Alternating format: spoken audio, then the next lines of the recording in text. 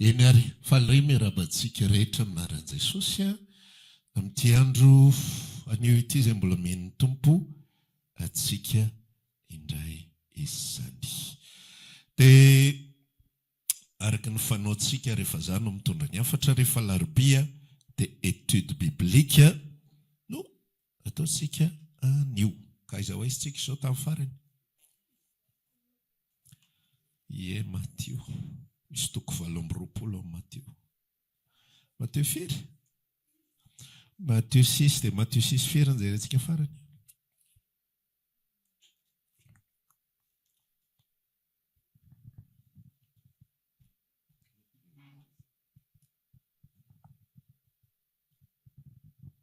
Resaka fitsofana trompetra sy sisa anjay antsika farany.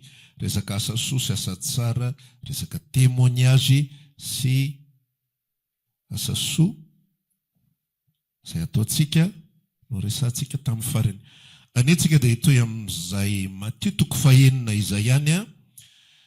Dia andeha kosa ho jerentsika ny andiny sivy sy ny 10.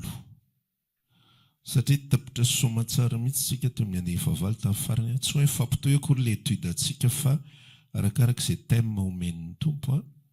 Dia Matthieu toko 9 andiny 7 no ovakitsika amin'izany. Amin'ny anaran'i Jesosy ary, koa amin'izany mivavah toy izao ianareo. Raha ianay izay ny an-danitra, mba masinina ny anaranao, ho tonga ny fanjakanao, atao ny sitraponao ety an-tany tahaka ny any an-danitra. Dia eo anilany eo ihany, eo amin'ny andiny 2:30. Dia toy izao no vaky ny teny, dia aza manay ianareo ka manao hoe inona no hoaninay, na inona no sotronay, na inona no tafianay, fa zany rehetra zany dia katsahan jentilisa fantatra. Fa fantatry ny rainareo izay any an-danitra, fa tokony ho anareo izany rehetra izany.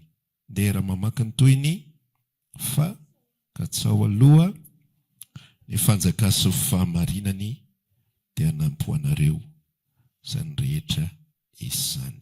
Amen. Ireo teny ireo no andeha ifampizarantsika anio.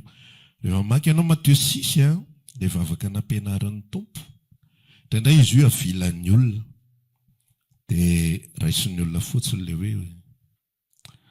hoe ety an-tany tahaka ny any an-danitra.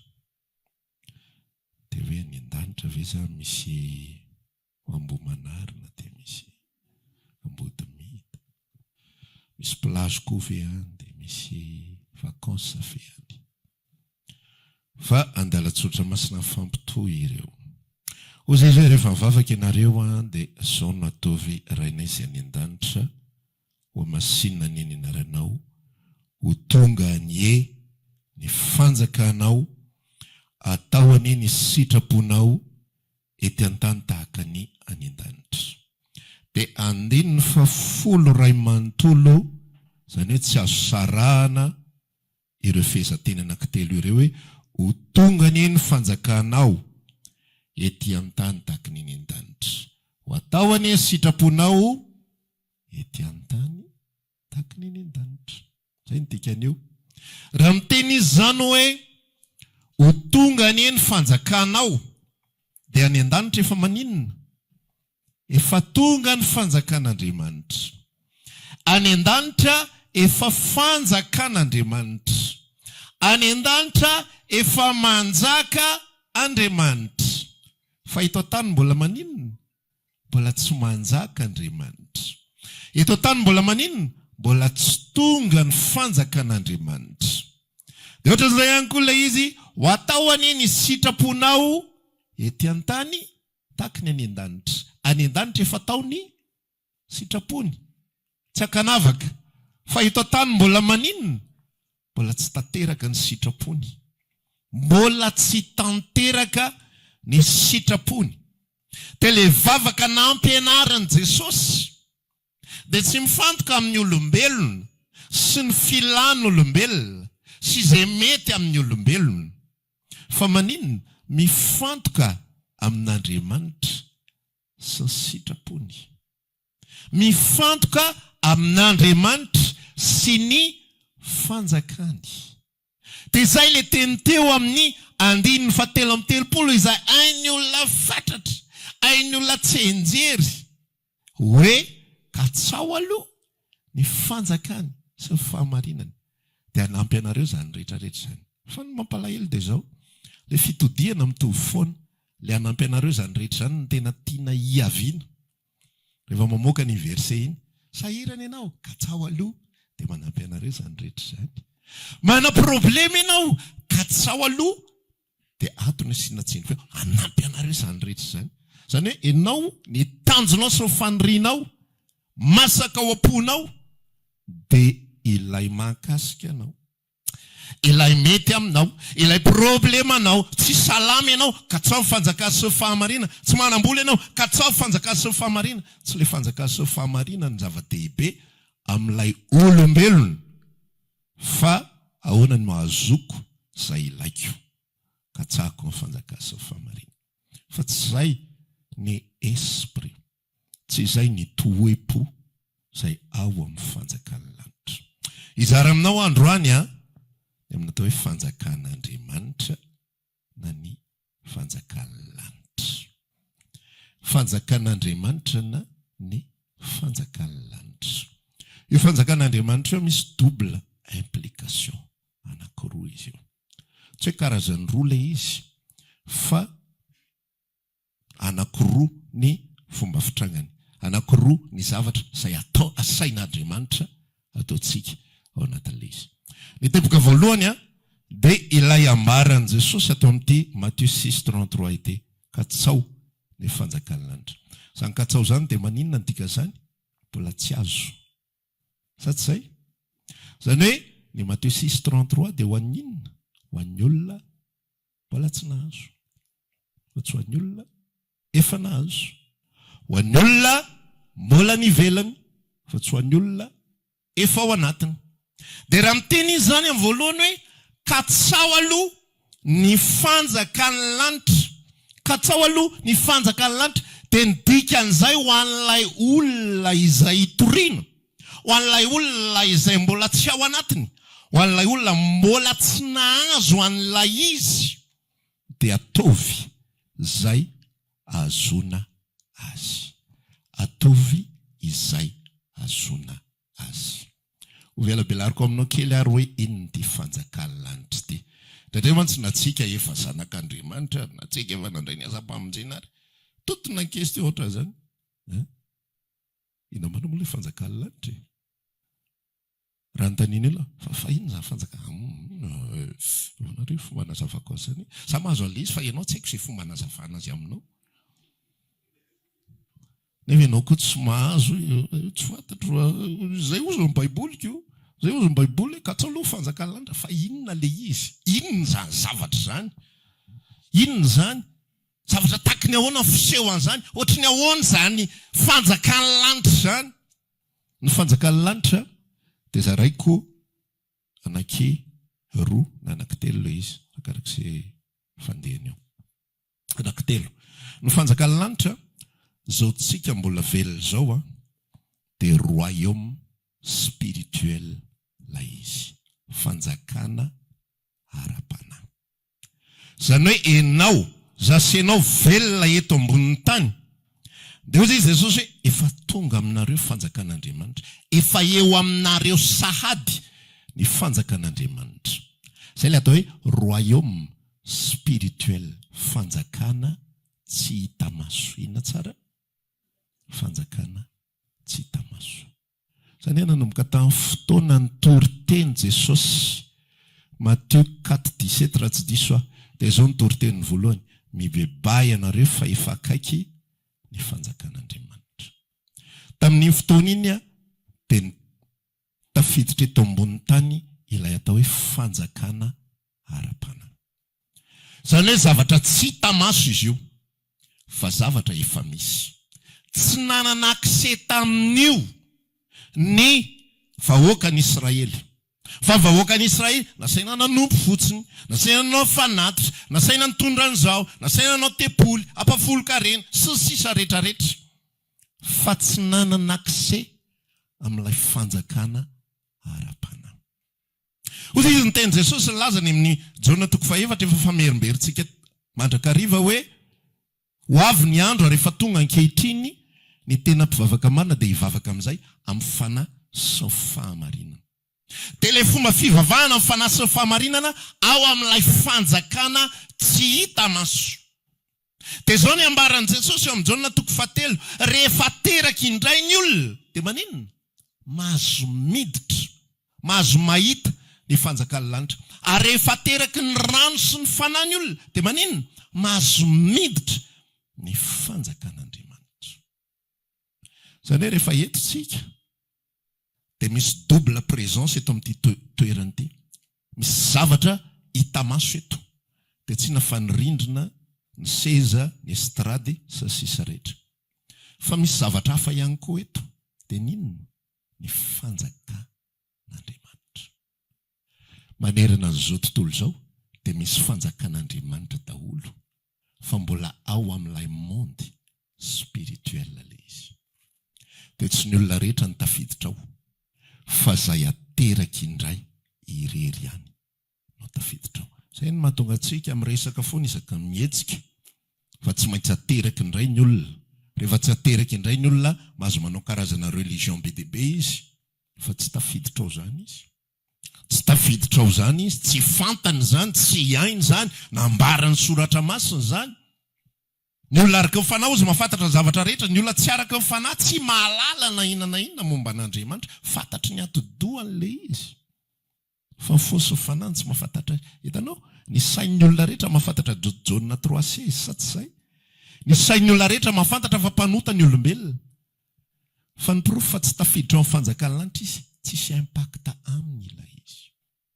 Ary ny pirofo fa tafiditra ao amin'ny fanjakana lanitra ianao, misy impacta aminao ilay izy. Henonao ny asarobidin'ilay izy. Henonao ny asarobidin'ny alafovidinao eo imason'Andriamanitra. Mety tonga teto Antsahamanitra ihany ianao ohatra tamin'ny 4 taona lasa, fa tsy naheno ninina. Fa tonga eto Antsahamanitra ianao 2 taona tao ambadika izay, lasa henonao ilay izy. Inona izay monde roa izay? Tamin'ny 4 taona lasa ianao, monde fizika nidiranao, ty hitany masonao ty. Trano, seza, olona mpihira, mpidera, mozika sy sisa rehetrarehetra. Fa 2 taona ao ambadika izay rehefa nateraka indray amin'izay ianao, tafiditra amin'ilay monde spirituel amin'izay ianao. Dia eno ny fonao, eno ny fanahinao, mahita zavatra tsy hitan'ny olona hafa intsony, izay araka ny nofo ianao. Fa mahita zavatra hitan'ny olona ara-panahy. Tsy explication intsony no hitanao sy eno ny sofinao. Fa ilay ambaran'i Jona hoe nandramanay, notsapainy ny tananay, hitany masonay.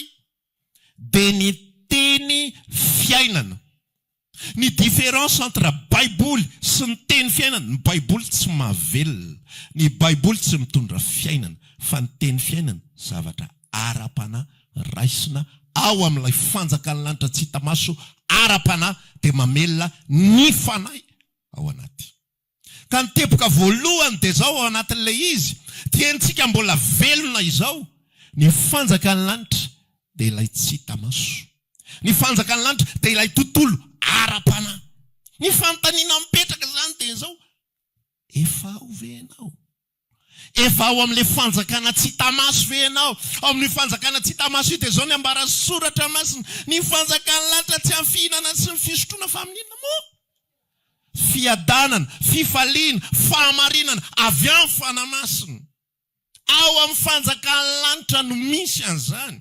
Eto amin'ny fanjakana izao tontolo izao misy fiororona. Voavoaka ny trano dia matahotra isy angalatra.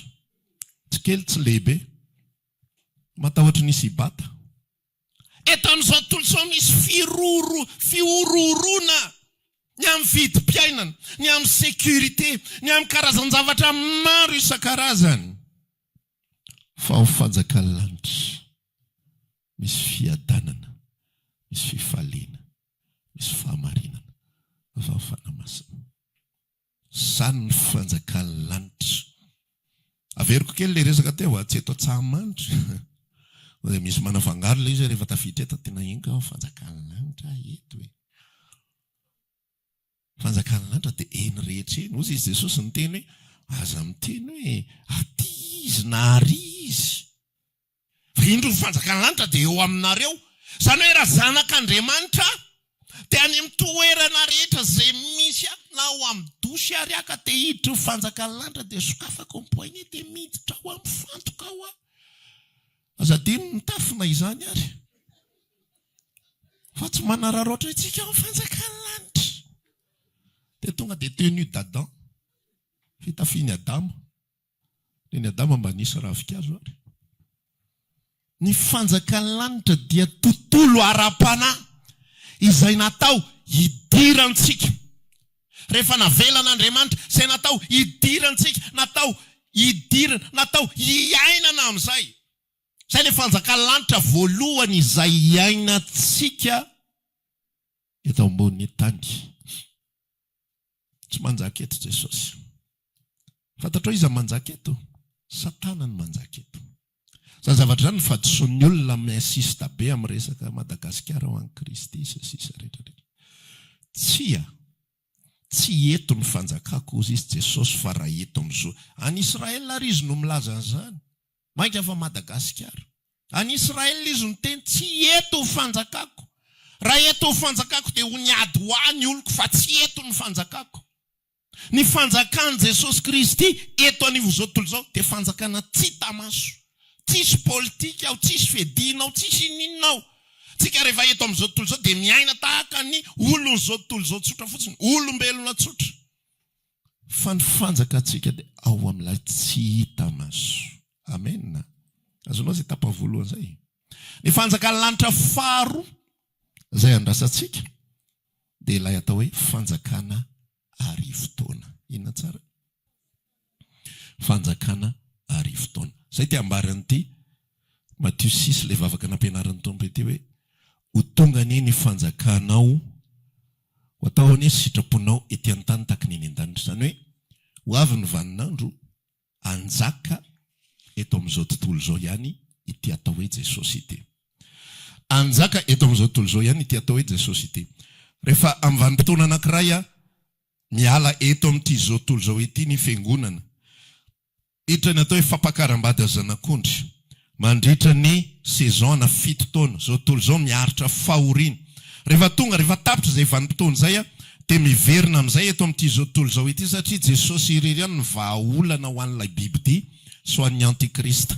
Rehefa miverina eto amin'izao tontolo izao izy dia misy komba amin'izay dia ho afatotra aloha ilay biby ity, ho afatotra ihany koa ilay dragona izay devoly mena radaela sy sisa rehetrarehetra no anarany dia ho afatotra daholo ireo rehetrarehetra ireo.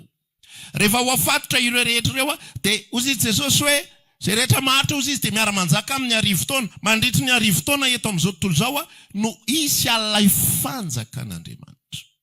Izany hoe tsy mijanona spirituel fotsiny ihany ilay fanjakana. Mandritra vanim-potoana ny fiangonana, fanjakana ara-panahy. Avy eo miditra ny vanim-potoana izay anavotana ny Israely. Tapitra ny vanim-potoana anavotana ny Israely, miditra ao anatin'ny fanjakana arivo-taona. Eo amin'izay fanjakana hita maso. Kristy no manjaka. Jesosy no manjaka, Jesosy mpanjaka n'izao tontolo izao. Dia isika asaina manapaka ihany koa tanàna. Zany misy fanoharana amin'ilay fanoha.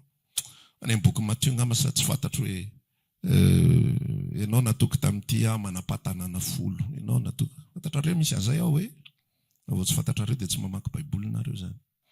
Misy an'izany ao. Dia mandritra fanjakana arivo-taona, misy fanjakana amin'izay tena hita maso, tena fifehezana, tena hoe Jesosy manapaka, tsy misy fahoriana.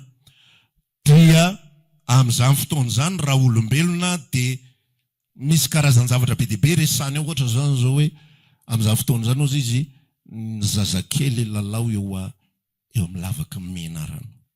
Zany ny zavatra mitranga. Zany hoe le méchanceté rehetra ao amin'izao tontolo zao tsy hisy intsony. Amin'izany fotoana zany ny zanak'ondro ozy izy miara-miriary amin'ny liona. Zany ny vanim-potoana ny arivo-taona. Rehefa Jesosy zany manapaka dia ilay fifaliana avao amin'ny tontolo tsy hita maso hoentiny eto amin'ny tontolo hita maso. Fafany ranomaso rehetra. Amen. Zany nge fotoana mahafinaritra iny. Zany nge mba fanantenana mirehitra ao am-potsika raha lasena bavy. Raha tsy mieritreritra an'izany ianao fa ny amahana ny olonanao ihany, mbola mila mieritreritra ianao ao amin'ny fanjakany tokoa ary ave. Zany zavatra ny mila jerentsika tsara mihitsy, atsika tsy manompo fotsiny. Amen. Tsika tsy ary zay tsy mampanompo atsika, tsika tsy miandrandra karama, tsika tsy miandrandra valipity, fa tsika miandrandra fanjakana iaraha-manana sy iaraha-mitondra amin'ny Kristy. Zany mampatonga tsika hoe tsika tsy manisa zavatra omena, tsika tsy mikontry, tsika tsy manatotaly fa manatotona an'izay rehetra tokony ho atotona. Ary zany tokony toepotsika ao amin'ny fanjakany lanitra rehefa tafiditsika amin'ilay fanjakany lanitra. Dia tsy mieritreritra tsony hoe dadanay io sa mamanay, tena ny dadanay sy dia mamanay mihitsy. Ho arovanay io, edivanay io, mahasari-piaro anay ty fanjakany lanitra ty. Androany ama tsy tena izara aminao zany esprit zany atonga anao ho tonga saina hoe anao inona eto ambonin'ny tany ary ianao ty. Amen. Fa tsy manompo fotsiny tsika dia rehefa maty dia efa nalainy ray odiany aminy, tsy mahafa-po atsika izany resaka izany. Dia mitoy ilay tantara ary fanjakana arivo-taona. Rehefa tonga amin'ny fanjakana arivo-taona, miara-manjaka aminy isika. Alleluia. Miara-manjaka aminy isika mandritra ny arivo-taona. Fa zao, rehefa tanteraka izay arivo-taona izay, dia ovahana Satana ao izy. Zany hoe le olona rehetrarehetra izay tsy maty tamin'ny andron'ny biby ity, dia mbola hoeto ambonin'ny tany ry zareo. Fa rehefa fatotra ny dragona, ny mena rana ela, rehefa fatotra ny biby ity, rehefa fatotra ny antikrista, dia maneno tsy isy mikitikitika tsony ny saindry zareo hanao ratsy. Dia izay mampilamina le fanjakana mandritry ny arivo-taona. Azonao le fandela izy. Fa rehefa aveo, Andriamanitra te hanao demonstration. Fa reto olona reto ange na ampiadanina arivo-taona re. Ampilaminina arivo-taona re. Omena fifaliana arivo-taona re. Tsy misy intsony fahoriana, tsy misy ady, tsy misy fifankahalana, tsy misy na inona na inona. Fa ny ratsy dia mijanona ho ratsy foana mandrakizay. Ary mpanota, ozy izy ny tenin'Andriamanitra ny amin'ny Genesis 1, tsy toetra mandrakariva ho pon'ny olona fanahiko fa mifaniavany dia nofo ihany izy. Rehefa vahana Satana, dia le olona niadanareo ihany no andeha ilaza. Ao boky Salamo 4 izy milaza an'izay. Andeha hanohatra ny Jehova sy ny Mesiany. Dia ilaza izy hoe andao vatsika ny famatorany. Zany hoe matsiaro ry zareo ao anatin'ilay izy hoe na dia nafinaritra ary, na dia lamma be ary, na dia tsy nisy fahoriana ara-tsakafo, tsy nisy aretina. Amin'izany fotoana izany ozy izy dia ohatra izao ilay tantara manomboka ampatsahivon'ny tompo amiko ilay izy hoe na dia efa maty ary ny olona, rehefa maty ny olona mandritra fanjakana arivo-taona, dia mbola tanora daholo izay maty. Zany hoe le fahafatesana mbola tsy nalevina tsinona. Zany io tantara io zany. Any amin'ny farany indrindra rehefa vita fitsarana an'izao tontolo izao, dia zay vao io fahafatesana io fatorana, satria izy io personne. Ho fatorana miaraka amin'ny devoly ihany koa io fahafatesana io, dia zay vao tanteraka hoe rehefa fahafatesana aiza ny herinao, aiza ny fanondronanao, fa mandritra ny fanjakana arivo-taona mbola misy ny fahafatesana. Fa rehefa maty ny olona dia jeune. Dia le jeune iny zany jerenao firy taona io olona. 520 sy 900 taona. Fa jeune tsy miova. Tsy haiko aloha amin'izany hoe lasa verina mainty ve volon'ny rahalahy sasan'izay efa fotsy sa manakory azany taninany andinindininy. Fa izay voasoratra amin'ny Baiboly ihany ny ambarako aminao na dia efa antitra ary ny olona amin'izany fotoana izany dia mbola mijanona ho tanora izy. Dia maty izy fa ao anatin'ilay fahatanorana. Dia ozy aho hoe zany zavatra tsara zany ny ainan'ny olona. Tahaka ny ahoana moa fitadiavan'ny olona izany fahatanorana mandrakizay izany. Takany ahoana moa filomaizan'ny olona sy ny fikatsahan'ny olona zany, atao daholo ty produit osokosorana rehetrarehetra, atao daholo ty masazy, atao tsinotsindromana zay azo tsinotsindromana rehetra. Ampatonga lendrika tiana botox asiana tsy fantatro bomba, tsy haiko tsony zay fandehany eo. Ampatonga le hoditra tsy foriporitra. Fa amin'izany fotoana zany, dia olona tanora. Fa eo anatrehany zavatra mahafinaritra be zany. Fa mbola tsy mety any olona. Lay ratsy dia ratsy foana. Kitiany Satana indray zareo. Fa nareo ve adaly? Fiainana didi-jadona no iainanareo. Fiainana didi-jadona. Andao vahatsika famatorany. Andao tsika tsy hanaiky an'izany tsika. Andao tsika tsy hanaiky an'izany. Fa andao tsika hiaraka hirohatra dia hiady amin'ny Jehovah sy ny Mesia. Hoy ny tenin'Andriamanitra ny boky Salamo 2 hoe Andriamanitra ny an-danitra miome an'izy ireo. Reto tena olona dala mihitsiny. Efa omena zavatra tsara, efa nomena fiadanana, efa nomena fitsarana, efa nomena fifaliana, nomena ny zavatra tsara rehetrarehetra. Natao toy ny any an-danitra ny eto ambony tany. Mbola tsy mety amin'izareo ihany. Raikitra amin'izay ny fifandomana. Zany atao hoe Armageddon. Fifandonana ny any an-danitra sy eto tany. Anjely fotsiny ihany Jesosy tsy mikitika atsony amin'izany. Raha olona tsisy dikany. Anjely fotsiny ihany. Mandeha miataky. Tapitra amin'izay. Ny tantara. Voafatotra daholy. Atsipany amin'ny lavaka zay, atsipany amin'izany afobe zany ny devoly, fa tsy mbola misy. Mafana afobe fotsiny. Naran'i Jesosy miala any amin'ny afobe ny devoly. Tsy makany zany izy. Afobe mbola midy ary dia davinao ny pazana azy. Mbola midy ny afobe. Amin'izany fotoana izany vao sokafana ny afo. Izay vao alefan'ny devoly. Ny antikristy sy sisa rehetrarehetra atsipy any daholy. Dia ho avy fotoana amin'izay hitsarana an'ireo olona rehetra izay maty, izay velona aloha zany dia ripaka ao anatin'ny Armageddon dia atsipy any. Izay maty amin'izay mitsangana amin'ny vovoky ny tany dia le ambaran'i Daniela 12 ratsy diso ako hitako izay natory tamin'ny vovoky ny tany mitsangana. Sasany ho any amin'ny fiainana mandrakizay, sasany ho any amin'ny latsa sy ny fahaverezana mandrakizay. Etape voalohany, royaume spirituel, invisible. Etape faharoa, fanjakana eto ambonin'ny tany. Mandritry ny arivo-taona. Etape fahatelo amin'izay.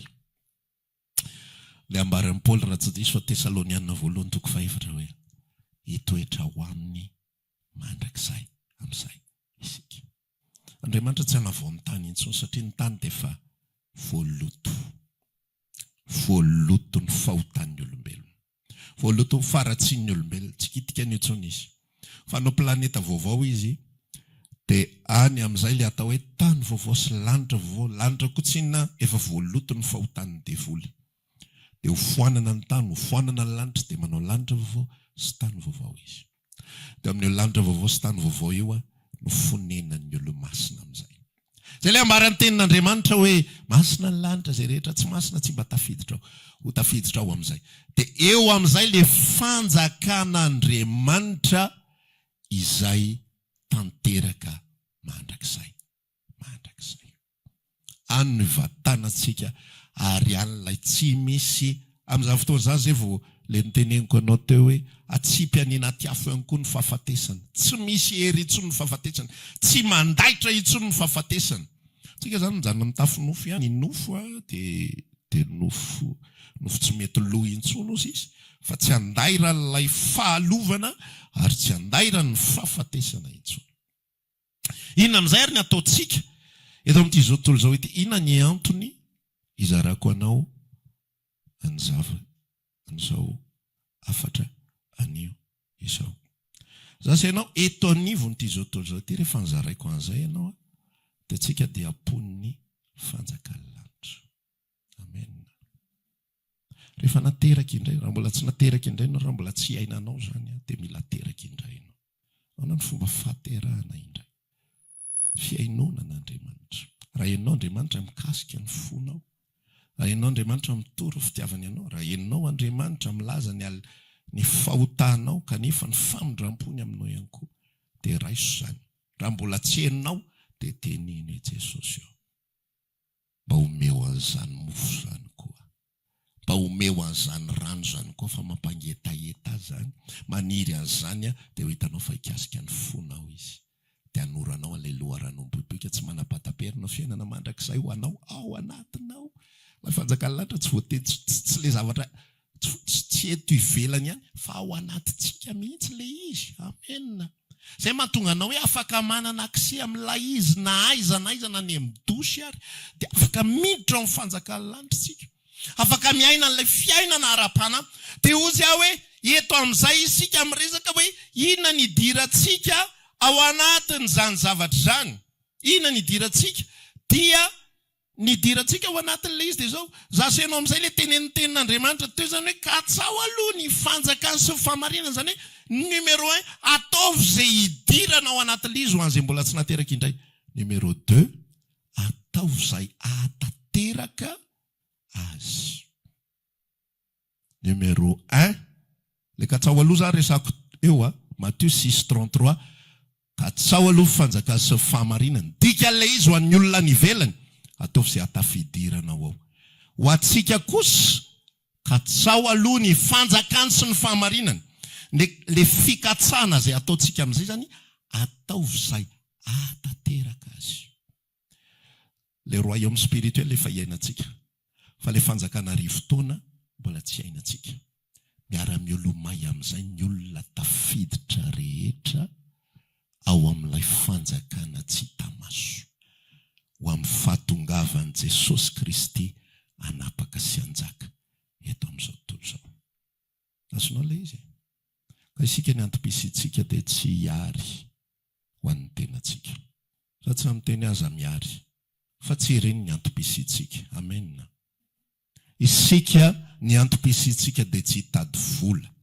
Za tsy miteny hoe aza mitady vola fa tsy ireny no antom-pisitsika. Amen. Tsika tsy hamelankonana, tsy hitady fady. Za te hampahery mihitsy ho an'izay tsy manambady tena.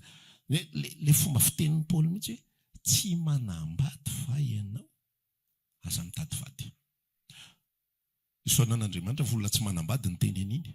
Fa tena mampiseho mihitsy izy an'ilay izy positionné amin'ny fanjakana lanitra. Azonao, izy mijery an'ilay tontolo dia mahita hoe tsy ho amin'izany inge ny fiainantsika. Ny fiainana kelitsika eto amin'izao tontolo izao inge natao hikatsany.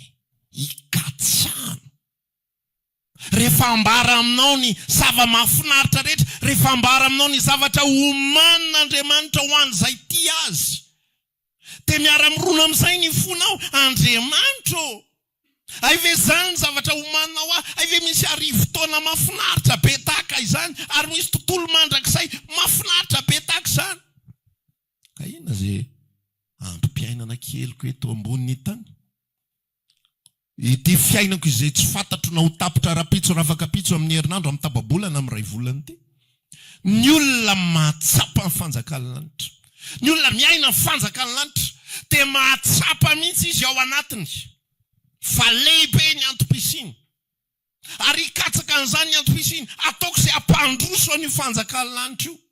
Ataoko izay hatateraka an'io, ampiasaiko ny momba rehetrarehetra dia miditra amin'izay ilay hoe mandany sy olaniana mba hahasoa ny fanahy maro. Manao ny zavatra rehetra izy satria Andriamanitra raha teo efa manao promesy. Amin'ilay matotoko fahenina na reo izay aza manao ohatra ny jentilisa dia manontany hoe inona no haninay, inona sotroanay, inona no tafianay. Ny zanak'Andriamanitra izay mbola mipetraka eo amin'ireo position ireo dia zanak'Andriamanitra izay tsy nahita fanjakana lanitra, tsy mahatsapa ao anatin'ny fony ny alehibe ny zavatra izay nomena azy. Fandroan'Andriamanitra mampatonga saina atsika ny alehibe sy ny atsara ny zavatra izay fanomanino atsika ary misarika ny saitsika izy. Tsy alova hoe mivelona ho an'ilay fanjakana. Tsy alova hoe dia ny eto ambony tany dia manaiky ho maso ivo. Zany ingentsika. Hitanao ampanandramana ianao. Azonao ve ilay resaka? Ampanandramana ianao. Ampanandramana ianao. An'ilay monde monde spirituel le tsy tamaso mbola ao amin'ny amina fotsiny ianao no maheno ny fahatsaran'Andriamanitra. Azonao nofonao indraindray mbola mandraingiraingy sa ianareo milamina be foana. Nofo indraindray mbola mandraingiraingy fa ao amin'ny amina milamina. Zany tokony iainantsika. Dia anjarantsika no maso ivo. Anjarantsika no ambassadeur. Ny ambassadeur dia natao ilazany atsara ny fireneny. Amin'ny firenena hafa. Natao hidoka ny fireneny. Fa raha ohatra ka misy ambassadeur amin'ny tantara dia misy olona aza makanjandro. Voantso eo zany. Le olona tokony apiditra indray, no tokony fitaova fampidirana indray, lasa fanakanana sy vato misakana. Za mihitsy ny probleman'Andriamanitra tamin'ny Israel mpivavaka. Hoe no ny aminareo ny tenenan-dratsy ny anaran'Andriamanitra. Any amin'ny gentlisme. Fa za sy ianao natao ambassadeur. Ilazany atsaran'ilay fanjakana lanitra. Ilazany atsaran'ilay fanjakana lanitra. Na eny témoignage-ny mialatsiny hanonona anarana. Dadan-dralahy Artina ako dia. Za ozy converti tany amin'ny taona efa ela be 1984. Fa zao nampa-converti nisy olona namako be ela be niaraka foana zer la. Dia aveo nitarika an'ilay namana zany izy. Tsy tadidiko ilay tantara hoe andao ariana dia ozy izy ilay namana. Za lesy efa tsy amin'izany tsony. Dia fa ahoana nahita zavatra tsara be ozy izy ilay namana. Zay fotsiny nahita zavatra tsara be. Tsara be inona ity zany dia nanomboka teo izy dia tsy namelako izy. Fa dia tsy nanaiky ava dia za koa mba te azo zavatra tsara be an'izany. Dia lasa nivavaka izay dia nahazo tsiron'izay nanomboka teo. Frazy ray, frazy roa. Za lesy tsy amin'izany tsony. Za nahita zavatra tsara be. Zay ny antom-pisitsika tamin'izao tontolo izao. Zay ilay katsao aloha fanjakana sy fahamarinana. Katsao amin'izay izy hatongavany. Efa azonao ilay izy. Nahazo nahazo fifaliana, nahazo fiadanana, nahazo fitsarana, nahazo famelombelomana amin'ny fanahiko. Dia anao inona amin'izay ary tazomiko anavy ilay fanahana, tazomiko anavy ilay endre ahoana moa izy ity? Azoko tokoa Jesosy ilay perla madio soa sy vao.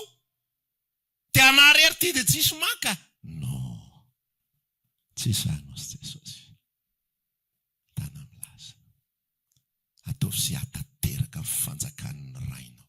Ataovy sy hampatonga olona betsaka tafiditra ao amin'ilay monde spirituel nandramanao iny. Ataovy sy hatafiditra. Tena gaga mihitsy na eno an'ilay témoignage ary tena faly mihitsy aho. Tena zany mihitsy ho fanjakana indraindray tsika sahirana be. Hoaiza reny anomboako hoe. Dia inona avy re verset ho toriko hoe.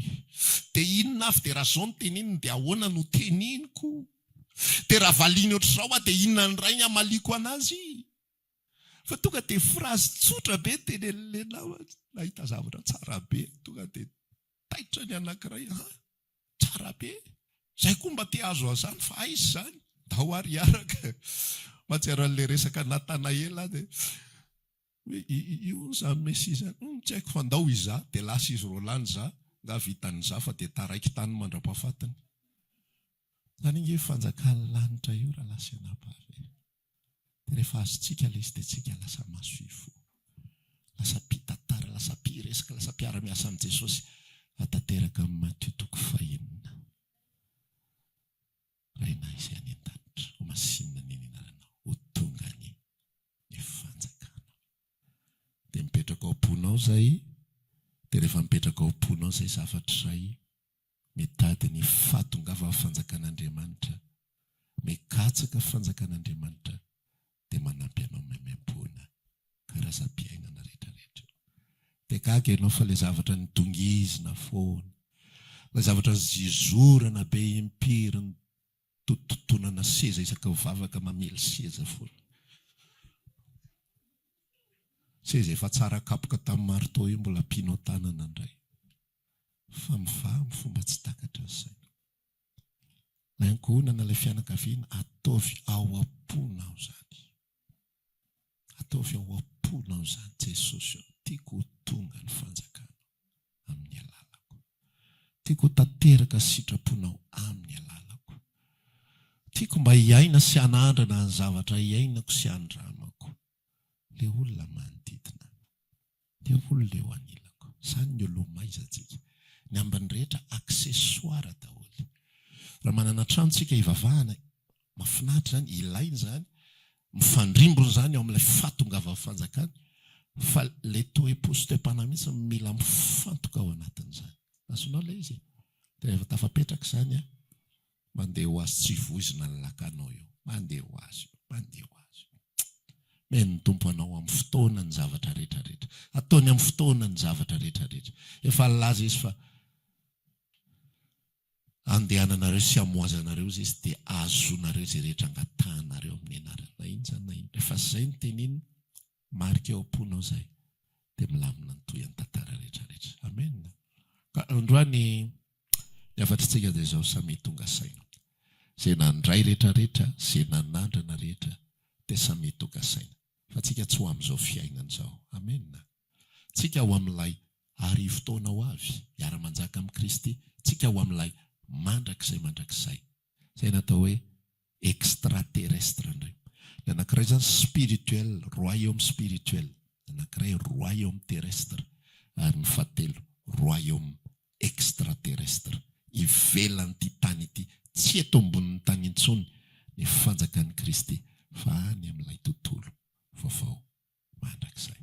Fa mandra-pahatonga an'izay, fa volombelon'ny Kristy tsika. Amen. Mandra-pahatonga an'izay, masoa voan'ny lanitra isika. Natao hanangona olona ho ao amin'ny sambo fiara isika. Efa ho akaton'ny anjela varavara sambo fiara zao. Misy olona nandondona be mihitsy no nakaton'ny anjela ny varavara sambo fiara. Eo no miantso an'izy rehetra. Avy midira. No mboka niakatra ny rano nga izy rehetra nisy vaky loto izy oloteny domia. Zavatra orana kely tsianintsianiny io koa nadalana antsika. Fa no niakatra ny rano, ny katona varavara sambo fiara. Voaiza ozy no tsisy ninona azoko atao. Tsy izany nanidy an'io, anjelany nanidy an'io, tsy voavako tsony varavarana ngeda be io. Anjarantsika dia mbola eto ambony tany mampiditra olona amin'ny sambo fiara. Miara-mandova amintsika n'ilay mandrakizay. Tany vaovao no nolovain'ny Noa. Tany vaovao tsy isy olon-dratsy intsony. Tany vaovao tsy nisy biby intsony teto amin'izao tontolo izao, dia biby tao anaty sambo fiara navoaka teo. Dia takisay ihany koa tany vaovao no nolovaintsika.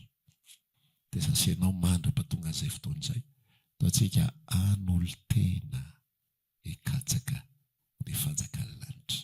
Ataontsika iray fo amin'ny mpamonjy antsika, anao vavaka hoe ho tonga ny fanjakanao. Amen. Natsangantsika dia samy miresaka amin'ny tompony eo. Raha maniry ary vavaka aminay ianao, dia tongava isaky ny alahady amin'ny 7 ora sasany, ny talata amin'ny 12 ora sasany, ny alarobia amin'ny 12 ora, eny Antsahamanitra 100 metatra ambany fijerena fety, trano Gribege amin'ny ankavian-dalana. Tongava soa tompoko.